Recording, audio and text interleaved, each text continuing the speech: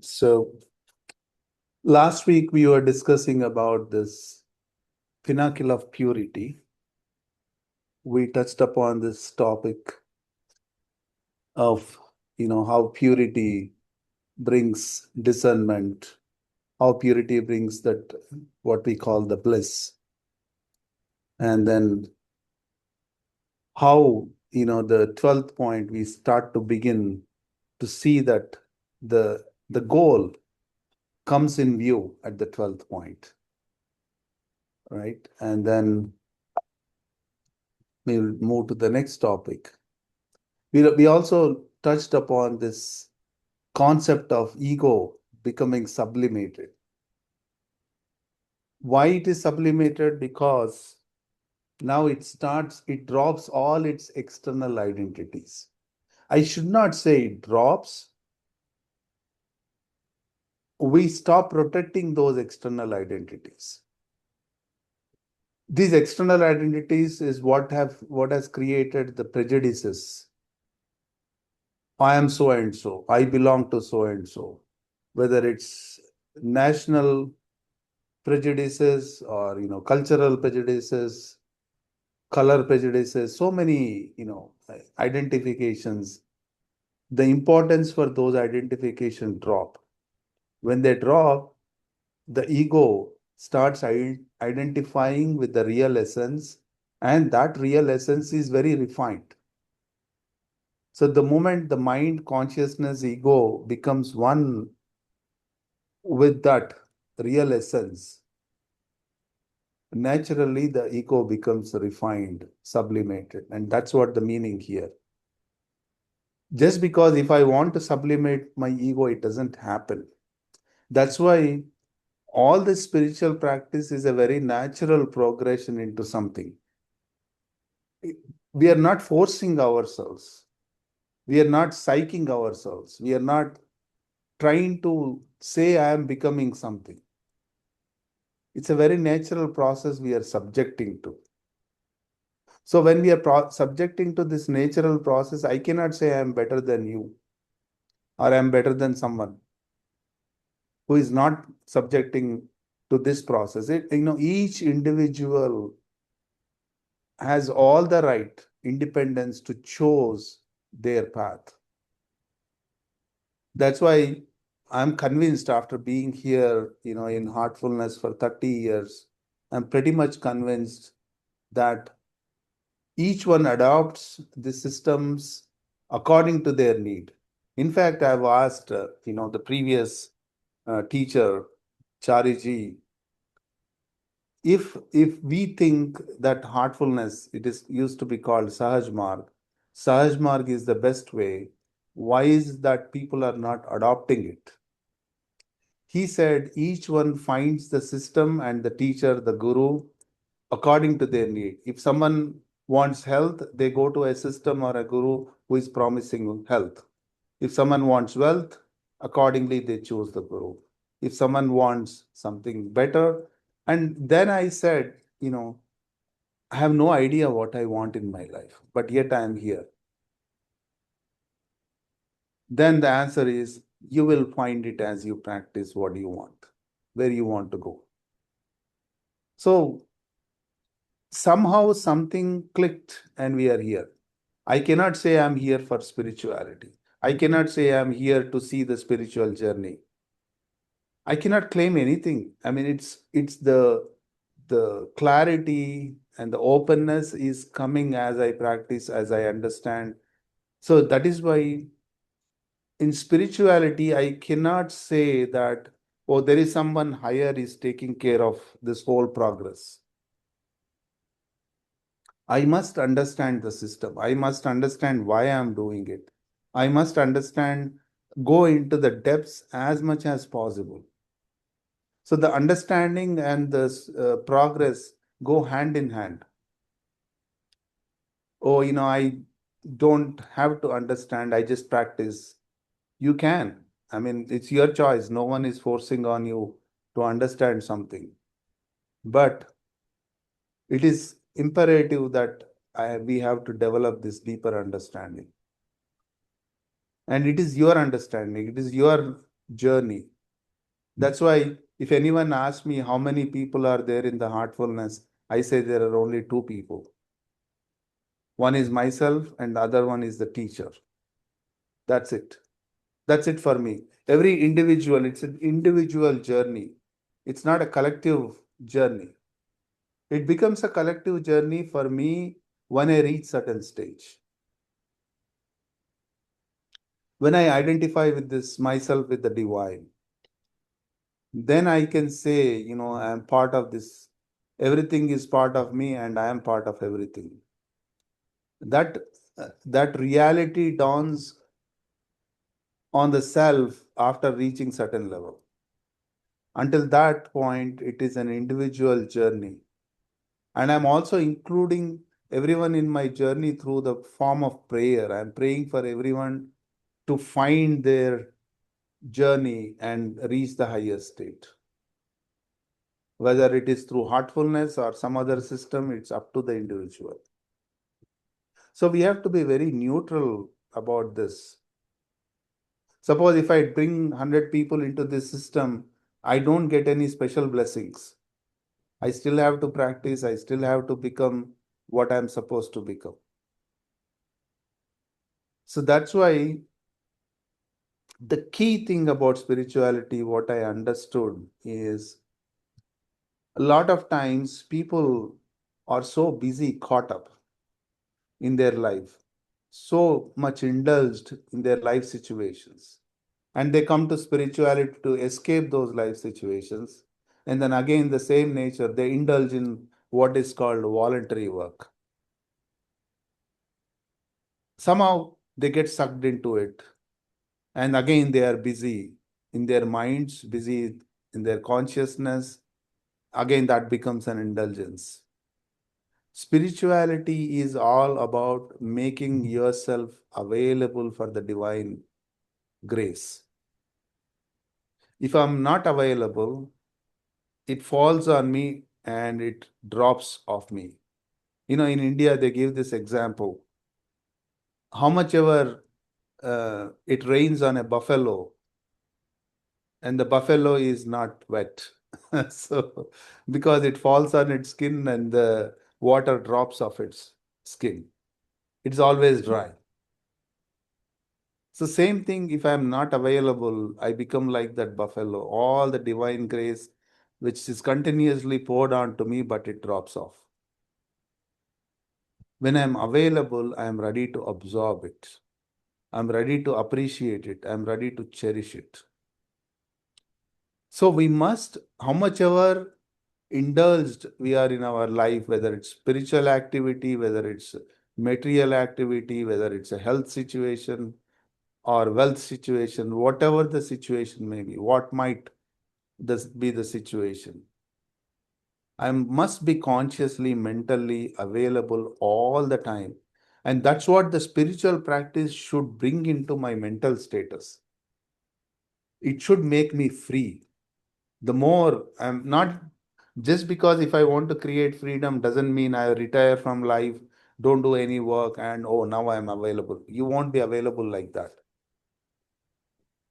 Somehow, my mental status, my conscious status is engaged with this serene, subtle essence, and I'm always available regardless how busy I am in my life. If I can build that availability, then then I can really make use of this practice. Okay. I mean, as I'm talking, please, share your observations or anything you want to share, or if you have any questions. So you're not interrupting me, okay? Because I mean, I don't have any planned talk or, commentary for what we are reading. As I'm reading, I'm sharing my thoughts. Okay. So to add to the complexity of this situation, the 12th chakra is also where the Brahmarandra, through which the soul enters the body, is located. So at the moment of conception, the soul and stays close to the expectant mother. The soul circles around the expectant mother's stomach, staying outside. The soul gives a momentum to the cellular process for the fetal development. And this process happens in the first trimester of the pregnancy. It accelerates the division of cells, and the first organ that forms in the fetus is the heart. From the heart, the other organs are nourished. Once the fetus's Brahmarandra is developed, well developed, the soul enters the body. So, again, we'll touch upon this more in our next session, but just to understand how this Brahmarandra appears, right? I probably have shown you the diagrams in our last session, but let me quickly draw it. So,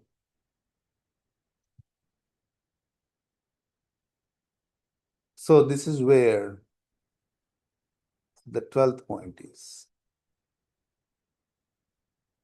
and the 11th.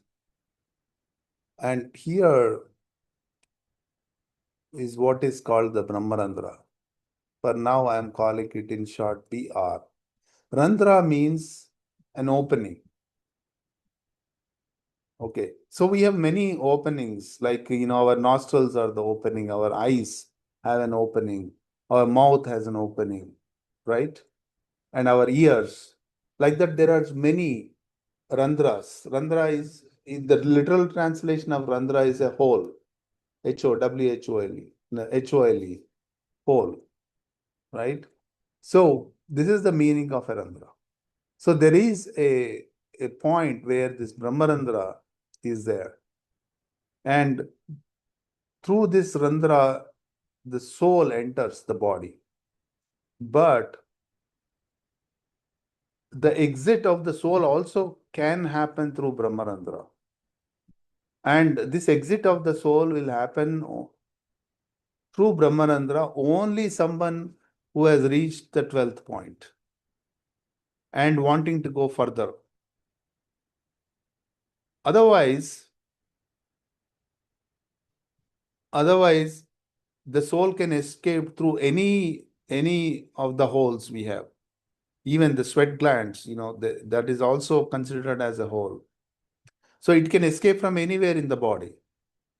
But only evolved soul escapes through the Brahmarandra. Okay. So, at the time of that, the soul of liberated beings exit the body through the Brahmarandra. See, you see that? So only once one who has reached that state, then only they go through the Brahmarandra. If one has not arrived the level of liberation, the soul may leave the body through any of the orifices, like behind the eyes, ears, mouth, or nose. So when you are at the 12th chakra, the natural urge for the soul will be to leave the body. And so this is where the role of the guru takes over. So in case of, those who know the story of Vivekananda, when Vivekananda attained his, the highest elevation, he was ready to leave the body. His soul was ready to leave the body. So his guru, his teacher, Ramakrishna Paramahamsa, puts a knot on the Brahmarandra so that he can be useful and he can carry forward his teachings to the world. And of course, those of he traveled to US in early 1800s or late 1700s. By foot he traveled, he walked in the snow, and he reached, what is that place in near Kansas? Suddenly I forgot the name of the city. I used to remember. I even went to that place. And then, today the population of that place is about maybe 10,000 people in that village. Imagine in 1800s how it would have been, right? So he traveled by foot in US. He walked in winters, in summers, and he carried forward his teaching to many. And a lot of uh, disciples he gathered from US. And then he went back to India, and he passed away in late 30s. He died very young. So when he died, he was in a meditative state. Of course, he was sick, he was sleeping, he was in a meditative state.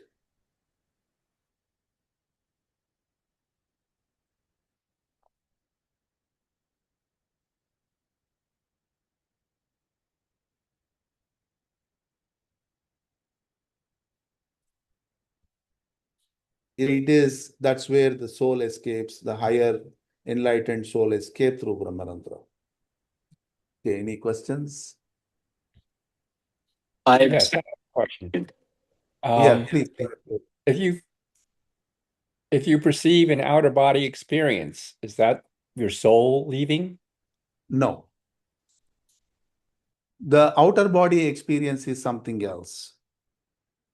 So in the outer body experience, it is not the soul which is experiencing the outer body. The soul is intact. It is your subtle body, which is the middle body, not even the higher body. It is the middle body, is called the subtle body. The subtle body can separate itself from the physical body, but that doesn't mean we die. And that subtle body has the ability to travel anywhere. Um, so this outer body experiences, sometimes some few people experience, um, and then when they experience, they can travel. You can think about some person and you are next to that person almost instantly. And you can physically see the person, what that person is doing. You might not appear for that person, right? But you can see them. So that is subtle body travel or outer body experience. And some saints used to do that in the past when they want to have spiritual meetings. They don't have to physically go. They all gather through subtle body and converse, or think about further plans or actions. So it is not something, I mean, it is very common knowledge for many who are practicing meditation. But it doesn't mean everyone who meditates have to have that experience. Does that answer your question, Cliff? Yes. Okay. So the mother kangaroo carries her joy, the guru carries the abhyasi to the central region because the contentment is so much at the 12th point, you don't want to go any further. So this is, this can happen even at the first point. If I feel this is the highest state and I want to be there again and again and again, I can just get stuck at the first point and enjoy the state, the blissful state at the first point. It can happen at any point, anywhere, for anyone. That's why the guru's role is important. That whenever an abhyasi is stuck at a point, or the practicant is stuck at a point, somehow it just so happens through the sittings with the preceptor or the trainer, uh, you get pushed to the next level. You're not allowed to stay at the same level for a longer time. Otherwise, what is called, you get into a limbo. Those who watch that movie Inception, uh, you will understand the limbo state. So you get stuck and you are so get engaged into it. You are so enjoying it, you don't want to come out. And this happened for Buddha at a higher state. That's why they say Buddha's soul is stuck with this earthly plane until the Mahapralaya, apocalypse, when this whole existence dissolves into where it emerged. Until that point, Buddha's soul has to live because he is stuck in a limbo at a very higher state. So like these things can happen. So because that's why the highest caliber teacher is very important, plays a vital role when we reach the higher states. He also plays a vital role and ensures we are not stuck at any level.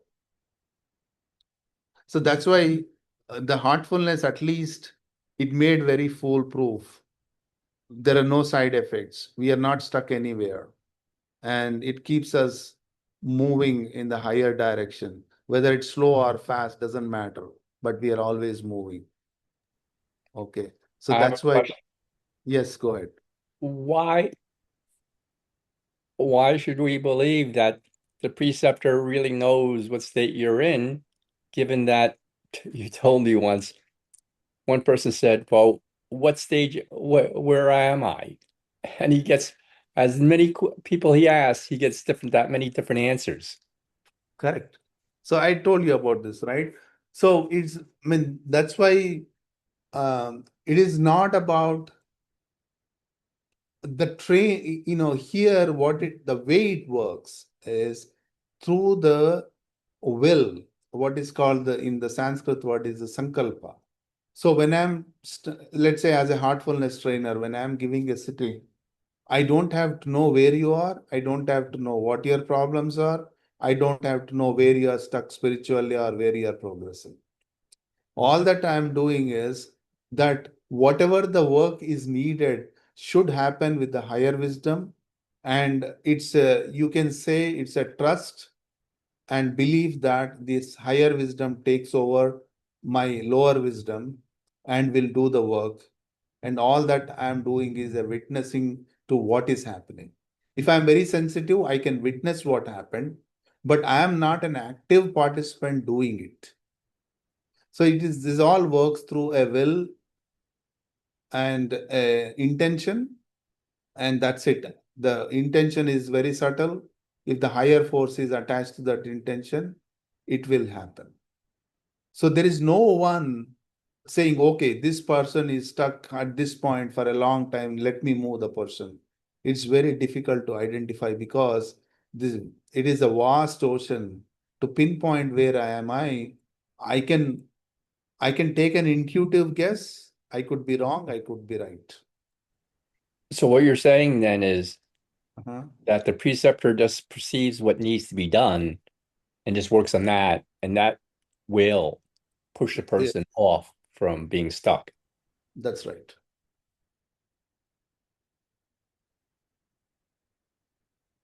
So that's why when the beginning of the individual sessions, meditations or the group sessions, we connect with this higher wisdom, higher essence, and I become a dummy at that point, and I'll let the higher wisdom take over and do the necessary work.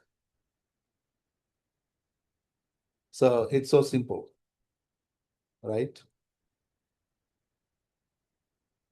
All right, so I'll stop here. Please share any observations, comments, otherwise we can get into meditation. Because there is one new person joined, his name is Devender. Just keep it. Yeah. Welcome, Devender. Thanks for joining. Yeah. So bear with us if you are really new to heartfulness, but you will get it as you practice and as you join these sessions. Yeah, thank you. Okay. All right.